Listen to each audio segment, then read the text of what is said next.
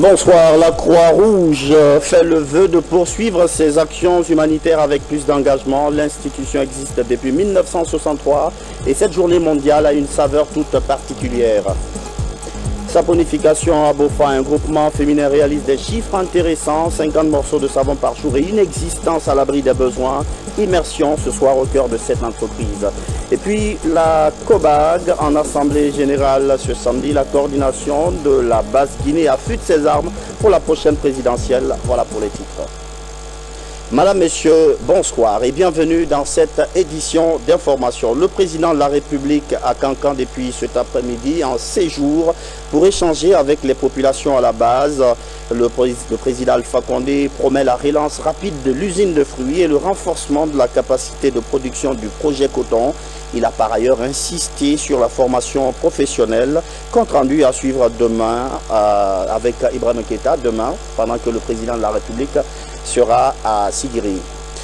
Merci donc de nous rejoindre. L'ambassadeur du Cap-Vert en Guinée a été reçu ce matin en audience par le président Alpha Condé bien avant son départ pour Kankan. Le Cap-Vert prépare les festivités de l'an 40 de son indépendance, une fête à laquelle la Guinée est conviée et une invitation pour affermir la coopération entre les deux pays. Sanassi Keïta. Antonio Pedro Monteiro Lima est porteur de message du Premier ministre du Cap-Vert au président de la République. Message axé sur le 40e anniversaire de la République de Cap-Vert. J'ai eu le plaisir et le privilège d'être reçu par M. le Président de la République, le professeur Alpha Condé, que j'admire personnellement depuis des années 70. Mais je suis venu lui apporter un message de mon Premier ministre, le Premier ministre José Maria Neves de Cap-Vert, pour qu'il fasse tout qui est à sa portée pour participer au 40e anniversaire de notre pays. En plus de ce message de participation du professeur Alpha Condé au 40e anniversaire du Cap-Vert, le renforcement de la coopération a aussi été évoqué. Je suis là aussi pour dire que nous voulons renforcer la coopération et les liens fraternels qui existent entre la République de Guinée et la République de Cap-Vert. Les autorités des deux pays entendent ainsi renforcer l'axe de coopération Conakry-Préa. L'Assemblée nationale a échangé avec une équipe du NDI, National Democratic Institute. Le nouveau directeur résident de l'institution couvre la Guinée et le Mali. La rencontre a permis de présenter un plan d'appui pour le renforcement des capacités du personnel parlementaire en image à l'instant même. La journée mondiale de la Croix-Rouge, l'institution souffle ses bougies d'anniversaire avec un vœu, apporter son assistance humanitaire à plus de personnes dans le monde. Cette année, le thème retenu c'est « Nos principes comptent ». Retour sur cette journée avec Adiatou Diallo. Ce carnaval marque le 50e anniversaire de l'adoption des 7 principes fondamentaux de la Croix-Rouge et du Croissant-Rouge. Deux institutions de volontariat engagées dans le soutien humanitaire aux personnes en détresse. Ce, conformément au respect des principes fondamentaux qui régissent l'organisation. Ces principes, faut-il le rappeler de passage, sont l'humanité, l'impartialité, la neutralité, l'indépendance, le volontariat, l'unité et l'universalité. Dans notre monde en pleine mutation, marqué par des besoins humanitaires sans cesse croissants et les contextes d'intervention de plus en plus complexes, nos principes fondamentaux, en revanche, restent inchangés. Ils guident nos actions et sont la garantie que nous œuvrons toujours au bénéfice des communautés, sans distinction de race, de religion, de sexe, de croyance ou d'opinion politique en Guinée et partout dans le monde.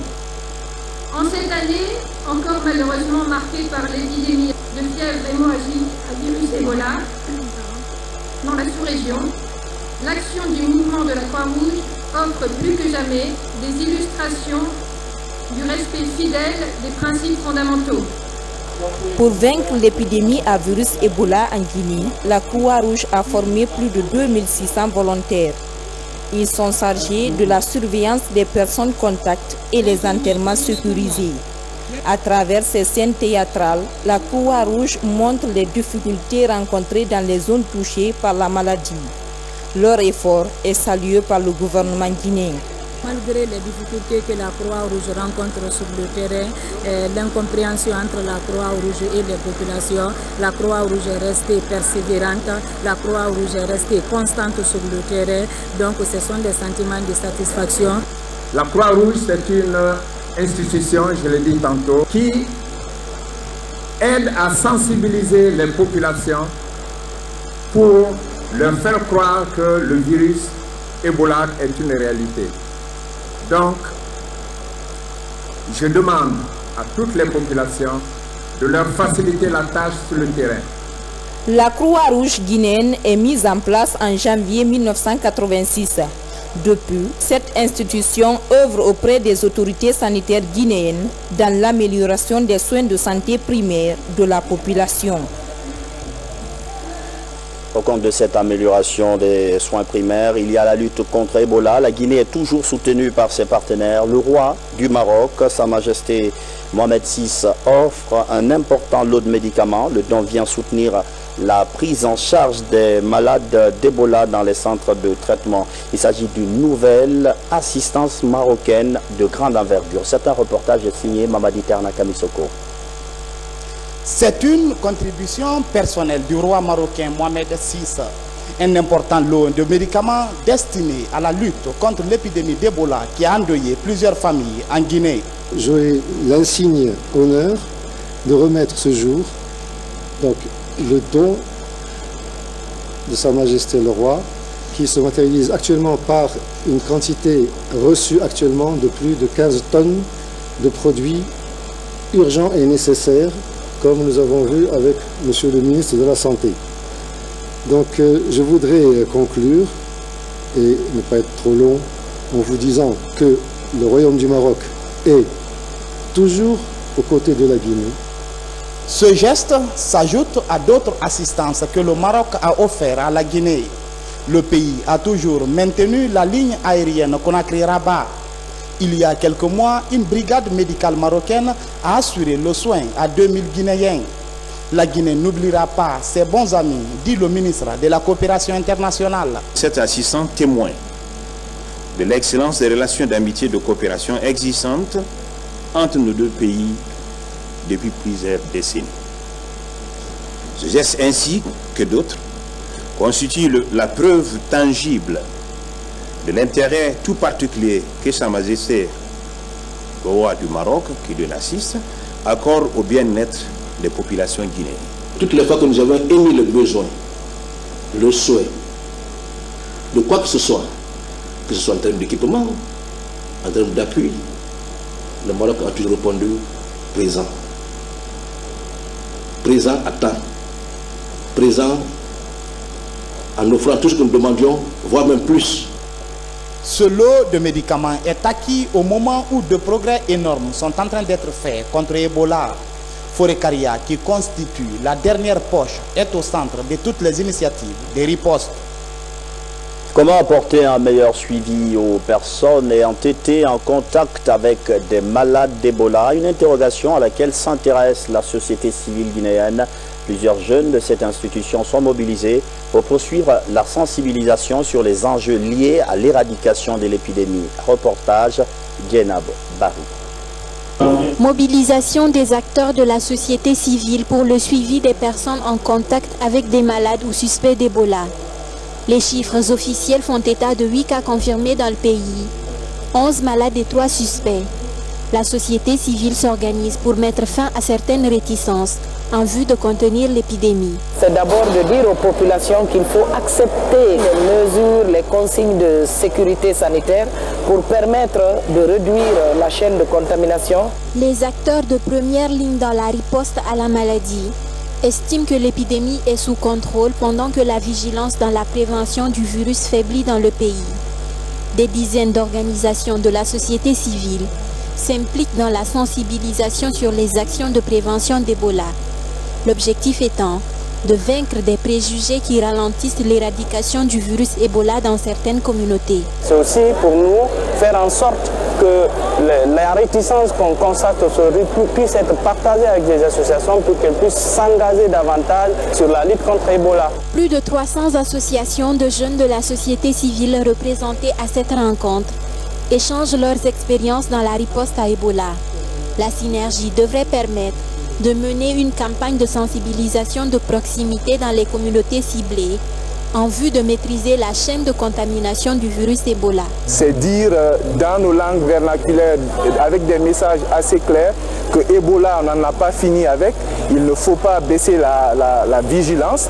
Cette initiative de la société civile va favoriser l'intensification de la sensibilisation des communautés sur les enjeux liés à l'éradication du virus Ebola.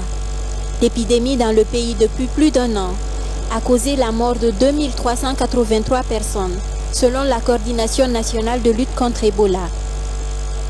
Direction la préfecture de Bofa pour découvrir ce soir un groupement de femmes qui excellent dans la saponification. Ces dames produisent jusqu'à 50 morceaux de savon par jour, un projet financé par l'ambassade d'Allemagne en Guinée pour permettre à ce groupement justement de subvenir à ses besoins. Le point avec Madine Kissouma. Depuis un an, Étoile du Rio Pongo, une coopérative féminine, se perfectionne dans la fabrique de savon. Dans cet atelier, 9 femmes transforment les matières premières selon un processus bien déterminé.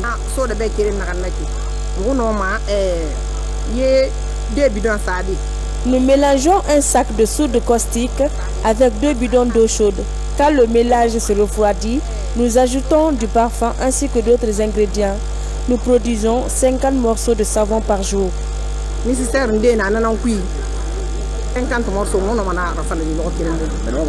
La création de ce projet de saponification est une initiative de l'ambassade de la République fédérale d'Allemagne en Guinée. L'ambassade a appuyé ces femmes en finançant l'achat d'équipements nécessaires pour la fabrication du savon. On a démarré avec le lancement du projet une chance économique afin que les braves femmes soient capables de financer leur budget et en même temps de attribuer à la bonne santé. Parce que laver les mains, c'est primordial, non seulement contre l'épidémie Ebola, mais aussi contre toutes les maladies, contre toutes les infections. Et donc, produire des savons à un prix raisonnable, c'est une chose que nous voulons soutenir avec nos propres moyens.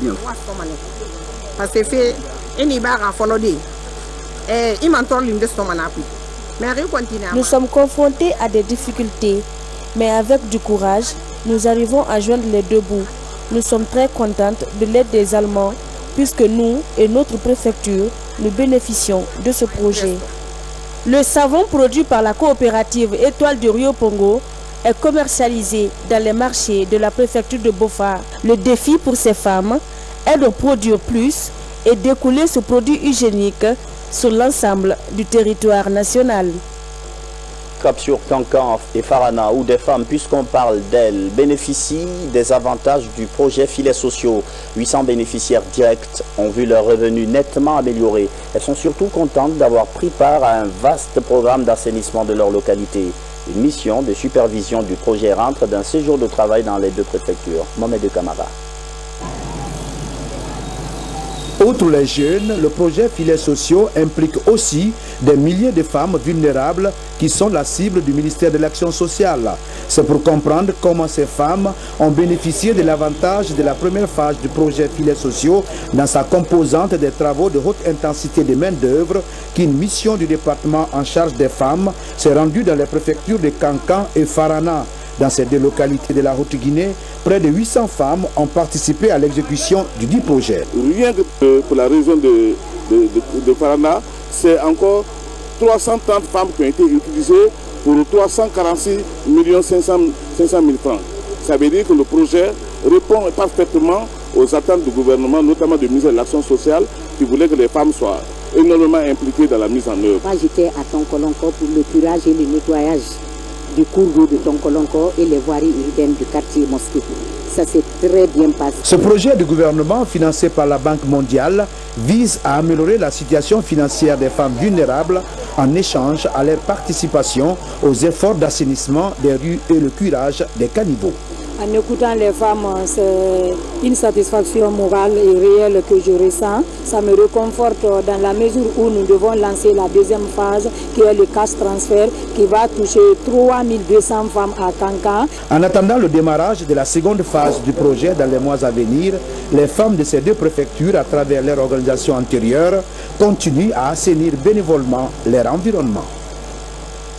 L'ouverture d'un dialogue sincère en Guinée. Le projet séduit des enseignants contractuels. Ils étaient en assemblée générale ce samedi et viennent d'adopter un plan d'action pour 3 mois. L'idée, c'est de mettre en place rapidement une caravane de sensibilisation et de défense des acquis du système éducatif. Terna Kabisoko.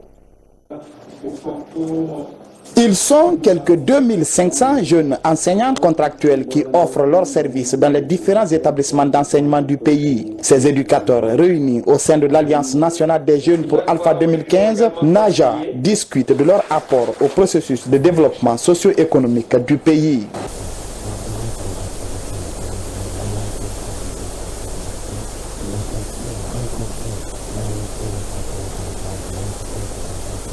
Ou leur appartenance ethnique, pour les faire savoir que l'alliance là n'est pas créée uniquement pour faire de la frustration, mais seulement pour l'accompagnement du pouvoir en place, mais aussi l'amélioration des conditions de vie, non seulement du côté politique, mais culturel de la jeunesse. Au cours de cette assemblée générale des membres statutaires, un plan d'action trimestriel a été validé. La situation des élèves de la commune de Ratoma, où les cours sont souvent perturbés à chaque manifestation politique, est une autre préoccupation. Ces enfants de la commune de Ratoma aujourd'hui sont nettement en retard par rapport à ceux des 4 autres communes de la capitale. C'est pourquoi nous allons toujours lancer ce vibrant appel à la mouvance et à la position de toujours privilégier le dialogue. Ce n'est pas dans la rue, ce n'est pas dans la brutalité que viennent les solutions, mais c'est plutôt autour d'un dialogue constructif. Créée en août 2014, l'Alliance nationale des jeunes pour Alpha 2015 est parrainée par le ministre de la fonction publique. Le représentant de Sékou Kourouma est plutôt satisfait de la mobilisation de ces jeunes enseignants. Je dirais tout simplement que les enseignants jouent leur rôle parce que ça fait partie de leur mission légalienne. Donc s'ils le font, ça ne m'étonne pas, on ne peut que les encourager. Ces enseignants contractuels vont bientôt entamer l'extension de leur organisation à travers la création d'autres antennes dans les préfectures du pays. Une caravane nationale pour la paix et la quiétude sociale partira prochainement de Conakry pour l'intérieur du pays. Une autre assemblée générale ce matin, celle de la coordination de la Basse-Guinée COBAG. Au menu de la rencontre, le soutien de cette structure au projet de développement du président Alpha Condé. Le mouvement se prépare aussi pour la présidentielle prochaine. On fait le point avec Yaya Silla.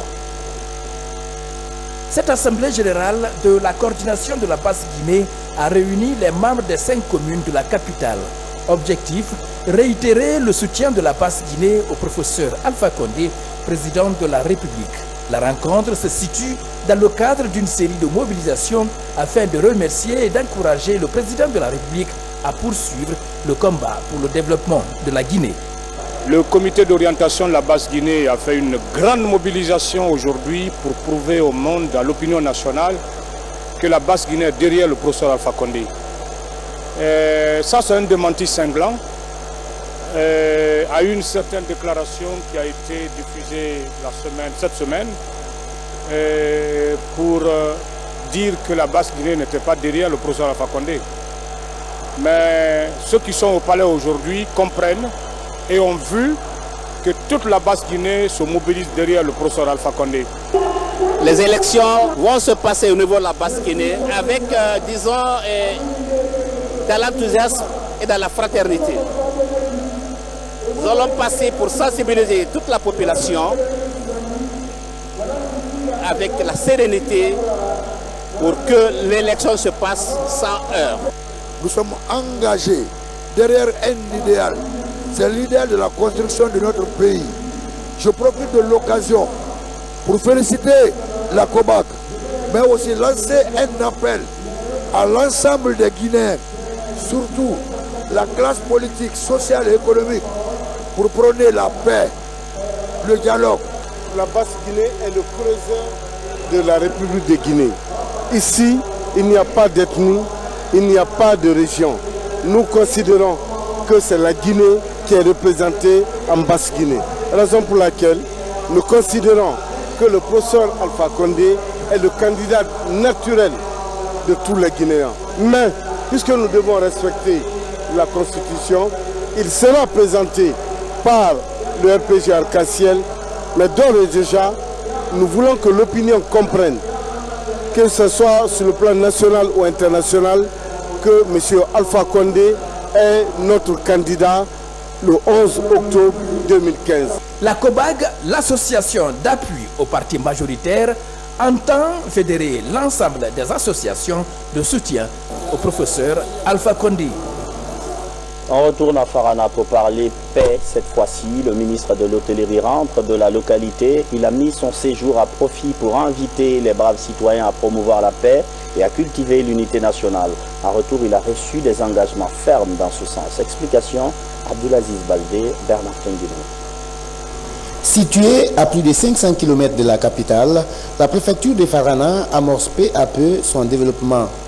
Aujourd'hui, avec l'implantation des lampadaires dans les sous-préfectures et la fourniture des intrants agricoles aux paysans, un nouveau vent souffle dans la zone. Nous avons bénéficié beaucoup de choses du gouvernement. Nous avons reçu des forages, des ponts, et ensuite les 75 lampadaires pour la sous-préfecture de Passaya.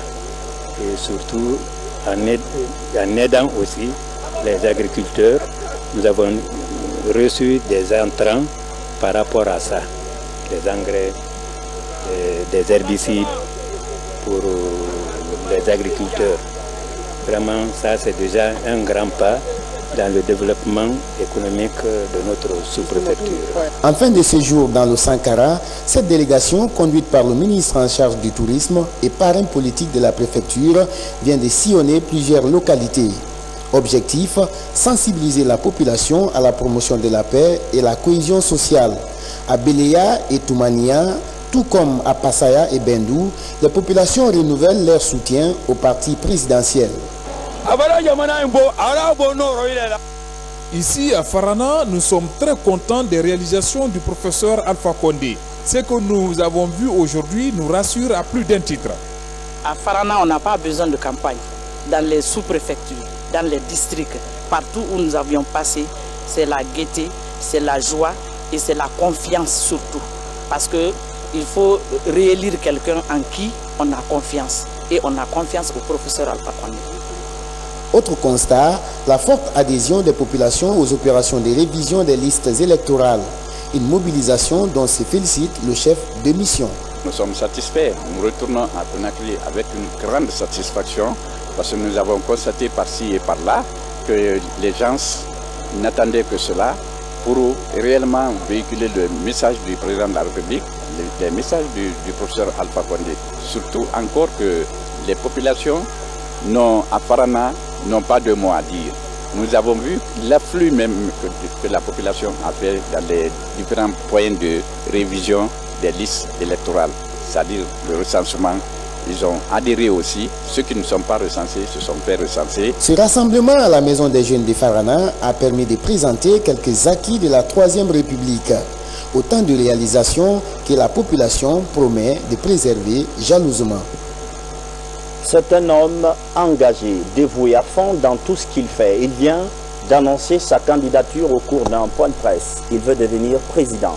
Président de la Fédération guinéenne de football, bien sûr. Abdul Karim Bangoura Akabe, ancien du Sili national, manager de plusieurs grands internationaux guinéens, est à prendre au sérieux. C'est ce que nous dit Fodé Kaba.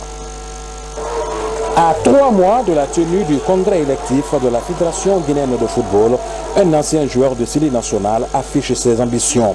Abdul Karim Bangoura Akabe veut briguer la présidence de cette institution pour, dit-il, changer la coloration du football guinéen.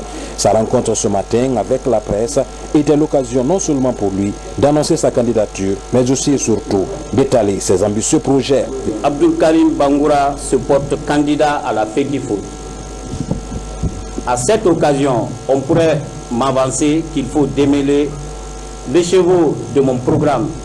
Mais l'exercice, quoique difficile, m'a mené pourtant à vous rassurer que j'ai de nombreux atouts dans ma besace seulement au moment d'opportun. Mon équipe de campagne vous en donnera le goût. Abdul Karim Bangoura Kabé se veut le candidat des jeunes. C'est pourquoi son projet de société reste consacré au développement du football des jeunes et même du football féminin. Prioritairement, il sera élaboré une politique de développement du football pour systématiser la formation des encadreurs spécialisés pour le football des jeunes. Le congrès électif de la Fédération guinéenne de football est prévu pour le mois d'août prochain.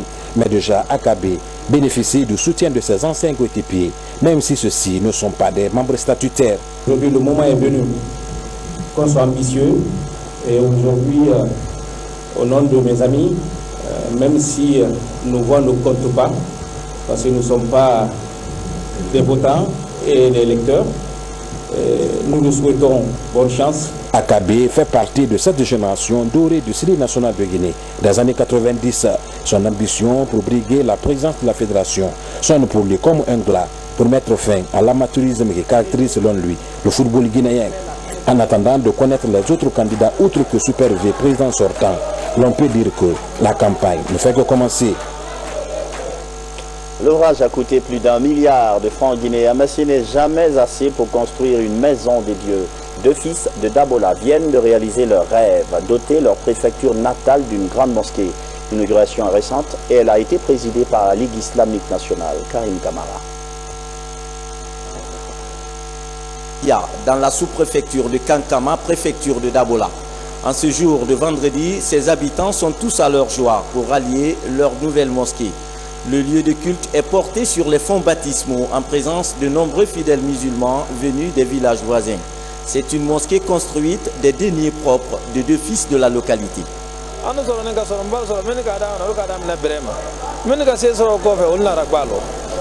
Toutes les générations qui sont passées ici ont prié dans une case.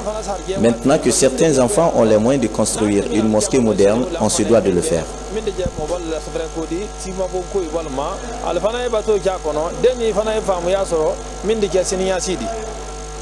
Cette maison de Dieu est bâtie sur une superficie de 400 mètres carrés et a une capacité d'accueil de 400 fidèles. Le coût global s'élève à 1 milliard de francs guinéens. Pour les habitants de Afia, la prière à la mosquée est tout bénéfique pour un fidèle musulman. Quant aux autorités religieuses venues présider l'événement, elles exhortent les musulmans de Afia à l'esprit de fraternité dans leur mosquée. Ils doivent rendre la mosquée propre et s'acquitter correctement de leurs obligations. Toutes choses qui renforcent leur foi.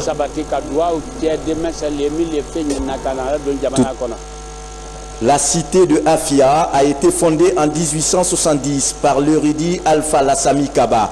Sa nouvelle mosquée remplace désormais cette vieille case qui servait jusqu'en 2013 de lieu de prière pour les 500 âmes du village. Une nouvelle maison de prière, donc des prières on en fait aussi pour le chef des opérations de la CENI. Il a rejoint hier vendredi sa dernière demeure. Yaya Kane était un architecte de la biométrie en Guinée. Il est décédé lundi à Paris des suites de maladie. Un enterrement solennel après des témoignages très émouvants. Makemed Rezo. Jeudi, à la morgue de l'hôpital Ignace Dine, une cérémonie pleine d'émotions autour de la dépouille mortelle du commissaire de la CENI, Yaya Kane.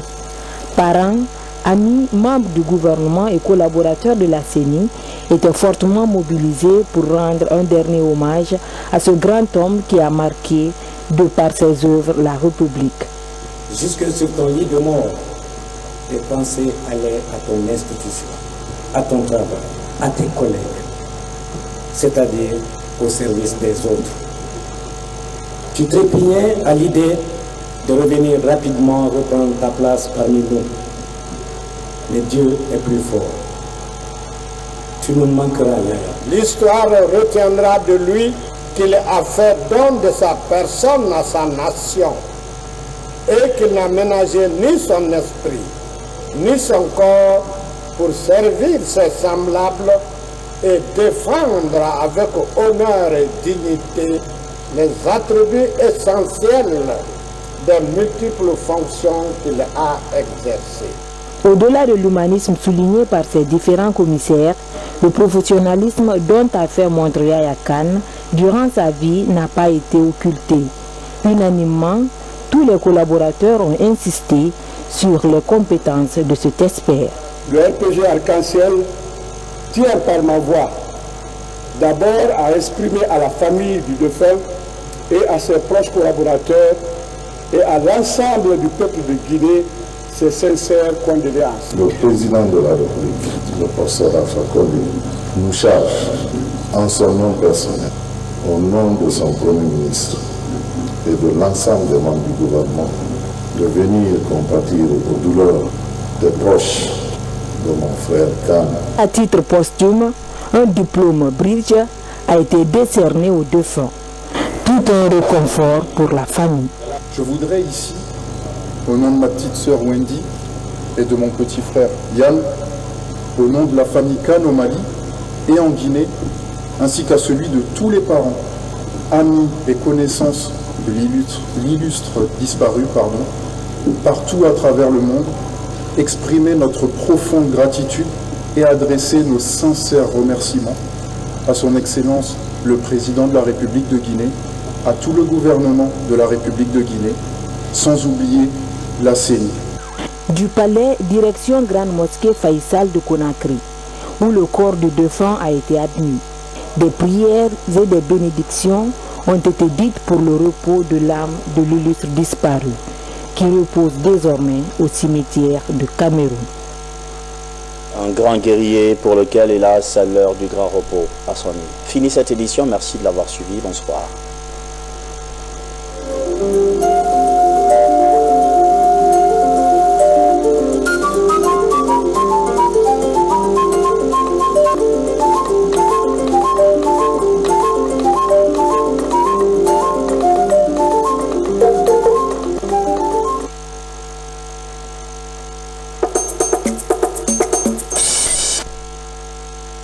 Gracieusement un prêt au gouvernement guinéen, près de 5 000 $ US, soit plus de 33 milliards de francs guinéens déboursés par la société Anglo-Gold Ashanti pour l'électrification de 9 villages dans le Bourou. La cérémonie de signature de la convention de prêt a eu lieu ici dans la salle de conférence du ministère des Finances. Ce qui se fait au bénéfice des populations. L'accompagnement des populations à la base, je pense que cet exemple des villages de Bouré doit être intégré, incorporé dans nos différentes politiques de développement à la base. L'électricité participe à la lutte contre la pauvreté dans la mesure où l'électricité peut faire en sorte que toutes les activités économiques puissent être redynamisées. Donc en fournissant l'électricité à ces villages, cela veut dire que le professeur entend faire en sorte que cette zone soit redynamisée comme toutes les autres zones du pays. La deuxième signification, c'est l'amélioration des bonnes relations entre les compagnies minières et les populations locales. Le développement des communautés locales est au cœur de toutes les discussions, de tous les débats à l'échelle internationale. Aujourd'hui, nous sommes en train d'assister au rôle que l'État et les compagnies peuvent jouer. Les compagnies apportent le financement, l'État assure la garantie et assure le remboursement du prêt. Mais il faut qu'il y ait un troisième acteur, c'est les usagers, c'est les consommateurs, c'est les communautés locales. On ne peut pas fournir de l'électricité gratuitement. En Guinée, il a été décidé par le gouvernement d'étendre la fourniture d'électricité aux 9 villages de la contrée Bouré, dans la préfecture de Sigiri. C'est pour la mise en œuvre de cette décision qu'il a été sollicité de la SAG le préfinancement du projet d'alimentation en énergie électrique des 9 villages de Bouré, préfecture de Sigiri, pour un montant de 4 857 500 $. La société SAG a favorablement répondu à cette demande en acceptant de faire un prêt sans intérêt du même montant, équivalent au montant du contrat de travaux. Le remboursement de ce prêt se fera en 8 échéances trimestrielles d'un montant par échéance de 600 187 $. La signature de cette convention de prêt répond sans nul doute aux préoccupations exprimées par les populations du Bouré qui abritent la SAG depuis son installation en Guinée. La SAG a rendu service à Sigiri. L'arrivée du courant a changé la physionomie de Sigiri. Aujourd'hui, tout le monde est fier d'être à Sigiri. L'électrification des villages de Fatoya, Kintinia, Balato, Boaria, Setigia, Silabada, Kofilani, Kolinda et Ouda est un pari gagné par le gouvernement de la Troisième République. La réalisation de cet important projet s'inscrit donc dans le programme de société du chef de l'État, professeur Alpha Condé. Par cet acte de haute portée sociale et économique, la SAG et le gouvernement guinéen vont permettre l'électrification de 9 villages environnant la mine de Sigiri pour un coût de réalisation de près de 5 millions de dollars américains que la société va mettre directement à la disposition de l'entreprise attributaire du marché. Ce programme d'électrification touchera 18% de la population de Sigiri, ce qui contribuera grandement à la réduction de la pauvreté dans les localités bénéficiaires. L'une des valeurs d'Anglo Gold Ashanti stipule que les communautés parmi lesquelles nous évoluons doivent être mieux nanties quand la société ne sera plus là. C'est-à-dire que la SAG se préoccupe de l'après-exploitation. C'est vous dire aussi que c'est plus qu'un devoir pour nous que d'accompagner le gouvernement du professeur Alpha Condé dans ses actions de développement entreprise depuis l'avènement de la Troisième République. L'engagement donc de la SAG auprès des communautés environnantes témoigne des bonnes relations que le gouvernement entretient avec ses partenaires au développement dans le cadre de sa politique de partenariat gagnant-gagnant. Comme dans le cadre des efforts fournis par la SAG dans la prévention et la lutte contre le virus Ebola, nous pensons que cette autre action conjuguée pourra améliorer les conditions de vie des populations environnantes. Il n'est donc pas aberrant de souligner que le développement de la communauté est lié en partie à la prospérité de la mine, ce qui sous-entend que la SAG a besoin du soutien du gouvernement guinéen et des communautés afin d'avoir accès aux nouveaux gisements, ce qui pourrait allonger la vie de la société et faciliter la réalisation du projet d'expansion de la mine. L'électrification de 9 villages de Bouré à partir de 30 kV fournis par la SAG prouve à souhait que notre pays s'est réellement mis au travail sous le leadership du professeur Alpha Condé.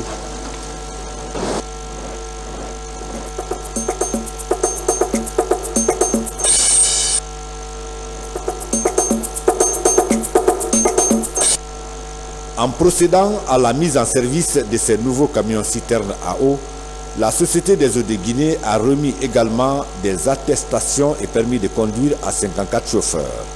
Des chauffeurs formés à l'auto-école AMSI dans le cadre du renforcement des capacités des ressources humaines de la SEC. Nous sommes rassurés que les chauffeurs s'engageront davantage à préserver ce de travail.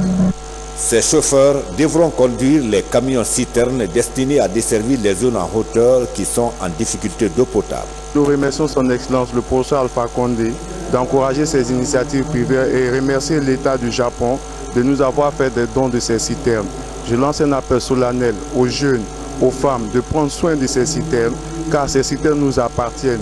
Aujourd'hui, la SEG est soucieuse de la desserte en eau pour la population.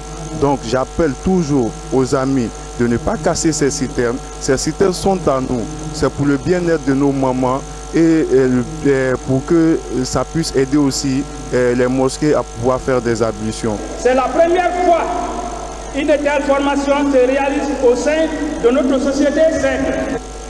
Nous dédions le nom de cette promotion à M. Diallo Mamadou Zoudé, directeur général de la SEC.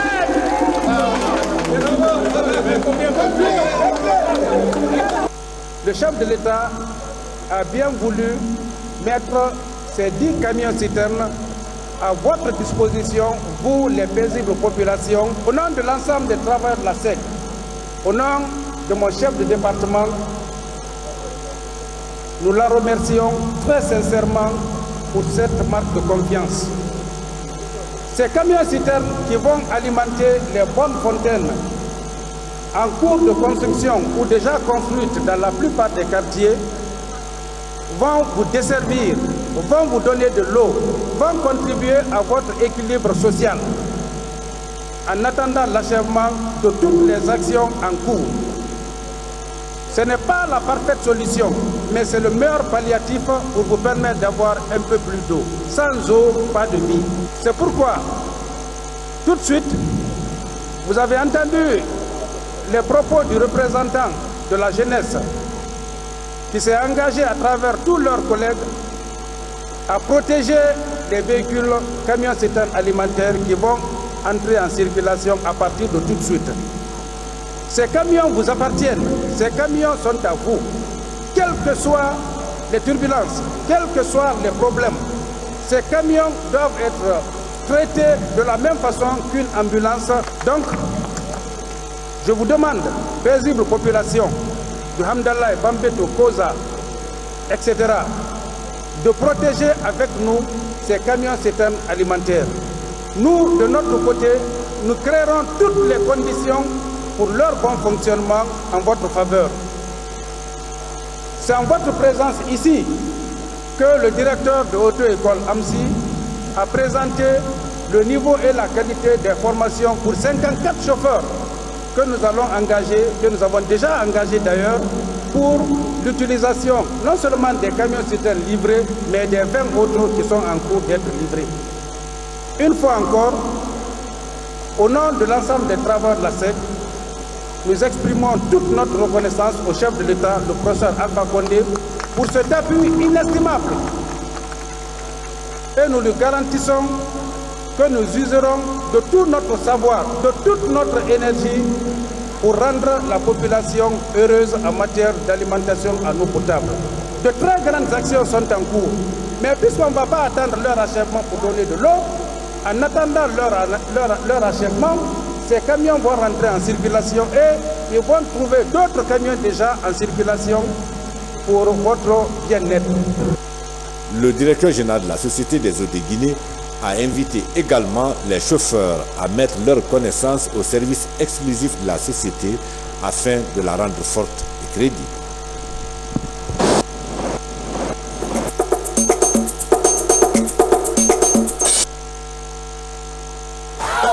PMI non dina rafa o mbiri mali dine 15 millions dans store qui no projet big réalisé amali mani avini ko mbiri ngali mabiri nga PMI bon non dina. Vraiment, il n'y a pas un trucage dans le jeu de PMU. Donc je suis un grand joueur, je joue de temps en temps et le bon Dieu a fait que j'ai eu la chance de gagner vraiment. Dans l'ordre du quartier, il y a une valeur de 15 millions et ça va beaucoup boucher mes trous. Et je continue vraiment à jouer PMU et à encourager tous mes frères guinéens à jouer.